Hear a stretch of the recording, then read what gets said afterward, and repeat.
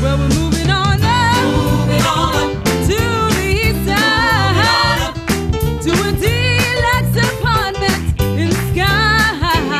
Moving on up to the east side.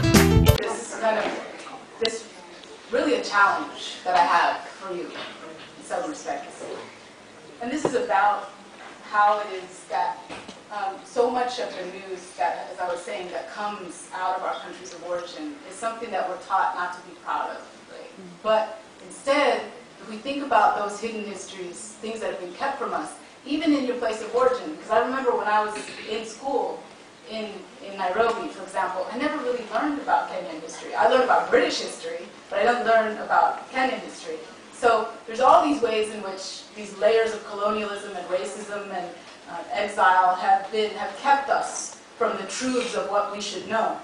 But as I was saying, there's this incredible collectivity that's being created right here and in this kind of moment that's not meant to be, because so many people are coming from places that are dealing with a lot of strife, a lot of revolutions that have been very, very difficult for their families, that have transformed families that have been wealthy into refugees who have nothing, that arrive here and expect different kinds of lives, and then in many ways, some of those things, and I think many of you have experienced, where your parents have had their dreams and their histories crushed in the span of 6 months to a couple of years.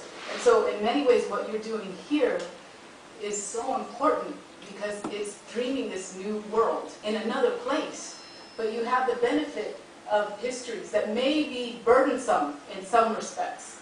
But how do we, and this is the challenge that I wanted to pose for you, how can you transform those things into a new and very meaningful platform? Because you have something really special and radical here that I don't know that we always recognize. You know, we really need to recognize that this is what, the 5th year of the Taste of Africa? So as an organized collective, 5 to 6 years, right? But that's a good enough time for you to have established some collective politics. You can't, there's no more diverse continent than Africa. But yet think of how, though, you've come together in this room on this night and for so many other nights, but also as an organization, because you are more tied by the things that bind you than by the things that set you apart. And you're more tied by the collective histories of resistance and love and hope and black fulfillment than you are by the experience of exclusion and racism. It's important for us to recognize that, because I think the challenge that you all have and should undertake is about creating something, about coming to recognize that you can have an important social and political achievement. Your most important achievement could be, in fact, to create and sustain not just a social organization, but a vibrant black public sphere here on campus that's both critical of social and political inequality, but also sustains a meaningful reconstruction of some of these universal political and social ideas that bring you together tonight just in this room. So if you think about this, thinking about what characterizes the best of your histories individually as people who come from distinct places of origin, but also the ways in which you can reconstruct these universal political ideas together. What are the things that bind you, the things that you can stand up for? What can you stand on? And what will you stand for? And when you think about unity, not just in this African sense, which you all are doing so well, but also in terms of some of the most important issues that are going on right now that may not be, at least on the face of it, affecting just black people or people of the black diaspora. But there's really nobody in all of the world who knows better than African people the experience of forced migration and exile. So can you see yourselves reflected in some of the immigration issues that are coming out of Mexico, that are coming out of Haiti, that are coming out of the Dominican Republic? Can you see yourselves reflected there? Can you make statements together about some of the terrible homophobia that's coming out of Uganda, because you love the country enough to ask it the hard questions, because you love the continent enough to ask it the hard questions. Can you imagine the power? Now, you weren't here 6 years ago. I was. And I can tell you that the critical mass of African students has grown so much.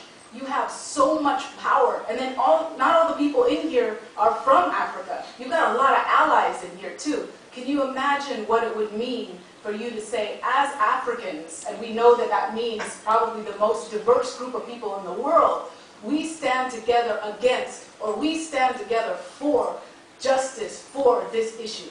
And I just encourage you all to do that, because I don't know if you recognize exactly how much power you have in saying that. I mean, there have been people over time, and as I said, I'm teaching this course on civil rights right now, where people would have died to be able to say, as Africans, we stand in support with our allies, in support of or against this. You now have, look at all these people you got. You got all these people and all these histories, and you got people whose histories you may not even want to hear. You know, your parents, I want to hear that story again. But you may have these things that right now don't appeal to you, but all of that is inside of you. And just being able to comprehend what you have together, think about these critical issues that we now face. Not just on the face value of what we face as Black people in the diaspora, but what other people who are suffering similar histories and burdens are facing, and what you can do to affect that. Because this is so important, and it's also got to be building towards something. And I know so many of you are already involved in some of the most critical things that have happened on this campus in decades. But together, what can you say? As Africans, we stand together for what? And continue to come up with a new issue every year or every 6 months that you dedicate yourselves to. That's my challenge to you. But until then, I think that most of us count ourselves so lucky to be able to learn from such a diverse group as this about unity, about empowerment, about history, about resilience, and also about courage. Thanks so much for having me. Come on.